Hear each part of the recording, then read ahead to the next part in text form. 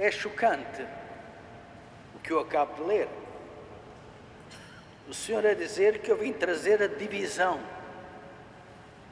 quando nós constantemente falamos, quando 2 ou 3 estiverem unidos, e o Senhor sempre a falar do amor e da caridade uns com os outros. Por isso, há que perguntar, porquê é que o Senhor fala assim? A propósito de que Ele está a dizer que vai criar a divisão? Porque é nessa procura da compreensão profunda desta afirmação do Senhor que talvez possamos perceber um aspecto que diz muita coisa à nossa própria vida cristã.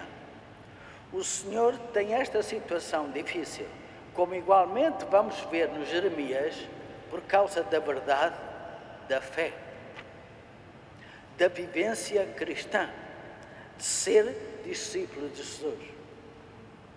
Portanto, a razão é mais funda. E diria que para nós hoje é um exame de consciência. Qual é a minha experiência de fé? Como é que eu vivo a minha vida espiritual? É mais ou menos mamá fofo? Ou é realmente alguém que acredita no Senhor e na sua própria vida cresce? E por isso diria que os textos de hoje são um exame à nossa maneira de viver a nossa fé cristã.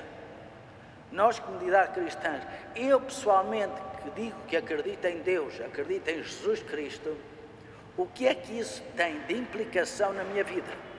Transforma a minha vida pessoal? Transforma a minha vida de família? Transforma a minha vida de trabalho, de responsabilidade? Transforma a minha vida social? Mesmo no sentido sociopolítico do país ou da terra em que vivemos, tenho eu alguma influência? Portanto, os textos de hoje são radicais, mas a tocar um ponto fundamental que nem sempre acontece. Muitas vezes a comunidade cristã parece que anda a dormir, não tem impacto social. Vão à igrejinha,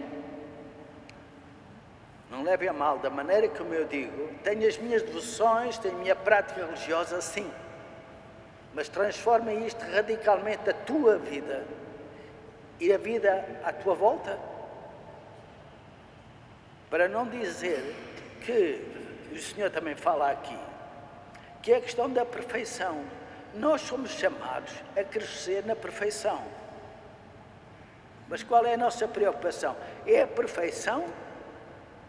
Ou fazer só aquilo que me dá na gana, sem essa preocupação de perceber que a minha relação com Deus é uma chamada contínua à intimidade com Deus e, portanto, a crescer e fazer aquilo que o Senhor Jesus disse: sede perfeitos como o vosso Pai no céu é perfeito. Se estas realidades não entram dentro do nosso coração, mais uma vez, eu vou à missa e faço as minhas devoções e terminou. Sai-se da igreja, acabou-se. Qual é o impacto, para mim pessoalmente, do acreditar em Cristo? Qual é o impacto que eu tenho nas circunstâncias várias da minha vida? E neste sentido, eu gostaria então de tomar a palavra de Deus neste desejo de ir mais fundo na nossa maneira de viver a fé. Eu posso dizer assim dessa maneira, mas eu sou o primeiro a ter que olhar. Eu, como padre, também tenho esse crescimento, tenho esse desejo. Terei as minhas limitações como vocês, mas cada um de nós tem o seu próprio caminho. Mas o caminho é sempre crescer na fé, no amor com Deus e na perfeição. Neste sentido, os textos de hoje podem ajudar-nos em algum aspecto nesta vivência cristã. E tem o exemplo de Jeremias, por um lado, e por outro lado tem o Senhor. E eu diria, ambos estão-nos a apresentar duas situações diferentes que nós, homens e mulheres, meninos e meninas de fé, podemos ter nossa dificuldade. A primeira dificuldade, se vamos a ver com Jeremias, ele que era um homem de fé, não só em palavras, mas em ação, o que é que os outros estavam a dizer? Ele anda a semear o desânimo. E anda, quase diria, como a gente costuma dizer, anda a aborrecer esta gente toda. Este tipo de comentários são muito frequentes a nós, homens e mulheres, meninos e meninas de fé, quando os outros têm a boca comprida, têm a língua comprida e têm os comentários. E então entra a nossa vergonhazinha, entra o respeito humano, o que é que eles dizem, o que é que eles pensam, o que é que eles falam. E isto, muitas vezes, caríssimos, influencia a nossa maneira de viver a nossa fé. Tímida, aflita, a encobrir. Para quê? Por causa dos comentários, que inclusive podem ser maliciosos e pode ser uma crítica destrutiva. Quantas e quantas vezes a língua comprida, a crítica maldosa, leva os cristãos a terem medo de ser o que são. Isto é comum. Por isso, a nossa vivência da fé tem que estar preparada pelos comentários. O que é que lá a amiguinha disse? O que é que aquele disse? Estes comentários perturbam. E na prática leva-nos, inclusive, a não sermos muito mais coerentes, muito mais afirmativos e muito mais alegres na vivência da nossa fé. O outro lado, com Jesus, é uma outra dimensão. Até os amigos podem não nos perceber. Inclusive pai, mãe, irmão, irmã, primo ou prima, tio ou tia. Os mais imediatos, o que o Senhor hoje está a dizer, eu vim criar a divisão. Não é que o Senhor venha criar a divisão, é pela coerência de fé. Há momentos que, inclusive, o pai e a mãe não aceitam o filho, como o filho não aceita o pai e a mãe. Quantas vezes vemos pais a criticar os filhos que são mais piedosos? E quantas vezes vemos os filhos a criticarem a mãe ou o pai porque vão à missa? Não é preciso ir muito longe. Ouvimos isto constantemente.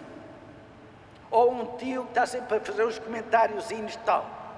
Para não dizer que começam, inclusive, até aqui um bocadinho, até uma própria perseguição contra este ou aquela que acredita em Deus. E onde estão eles? Os inimigozinhos estão dentro da família. E pode bloquear. Por isso é que o Senhor fala, não penses que ser meu discípulo, seguir a Jesus, é tudo fofinho. Há determinados momentos, o Senhor está a dizer, mais uma vez não estou aqui a lançar coisas, o Senhor é que está a dizer, e de tal maneira que choca. O Senhor a dizer que criar divisão entre o pai e o filho, ou a mãe e a filha, e a sogra, a nora, o tio, a tia, o primo. Sim. Quantas e quantas vezes os irmãos a gozar o outro? Isso acontece. E bloca aqueles que são chamados a ser de Deus. Meninos ou meninas, jovens ou jovenzinhas, adultos, pai, mãe, e aí as relações de família aí vão. Portanto, estão a ver isto no sentido que a nossa experiência de fé pode provocar estas duas situações e temos que aprender a estar com elas, porque, consequentemente, se estamos num ambiente em que muitos não conhecem a Deus, estão a ver as consequências. A minha vergonhazinha não quer dizer que sou cristão e coisas assim. Se já perto, na comunidade e na família, estas situações aparecem, qual vai ser o nosso testemunho cristão diante de povos que não conhecem o Senhor? Qual é que será o impacto de nós cristãos na vida de Macau, onde ainda mais de metade não é cristã? Para não dizer, quando se diz que a China é uma prioridade para a Igreja hoje, na evangelização, como é que nós, com medo e apagadinhos como comunidade, em Macau, vamos influenciar um país que vai ser uma das superpotências do futuro? E nós temos a obrigação. Portanto, estão a ver que os textos de hoje vão diretos, não estão ali com meias medidas. É uma chamada à nossa vivência de fé. Que fazemos nós? Temos profundidade, temos capacidade de assumir a nossa fé ou não? Ou estamos sempre aflitos, os outros, uns na família, mais íntimos, que a gente depois pode alargar para o emprego, para a profissão, um comentáriozinho daquele ou daquela. Ai, ir à missa é uma vergonha. Se vivemos assim o nosso cristianismo e a nossa fé, se nós, padres e freiras ou irmãs, vivemos também com estas vergonhas, testemunha que vamos dar? Claro que é uma exigência. E por isso é que Paulo nos ajuda a ir um bocadinho mais longe a perceber.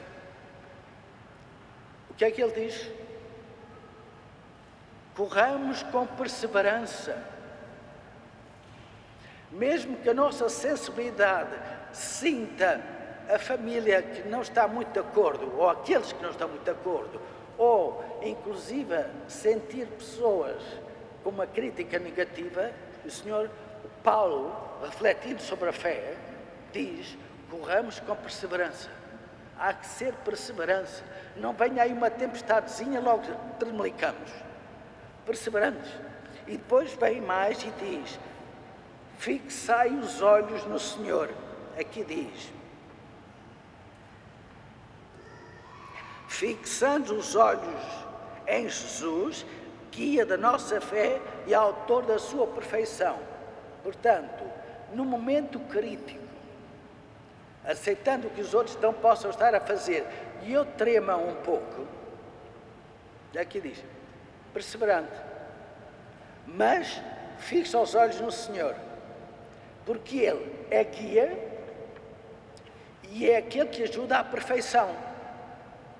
Mais uma vez, a fé é uma chamada sempre à perfeição. Não é para ficar mais ou menos aquilo que eu aprendi em criança ou aprendi no catecismo, basta.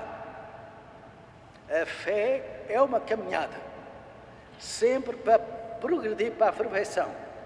Por isso é que o Senhor diz: sede perfeitos como o vosso Pai no céu é perfeito. Há uma dinâmica sempre, a fé é viva. Não fique lá com os anos atrás, seja ela qual for a idade. É para ser vivida no momento presente.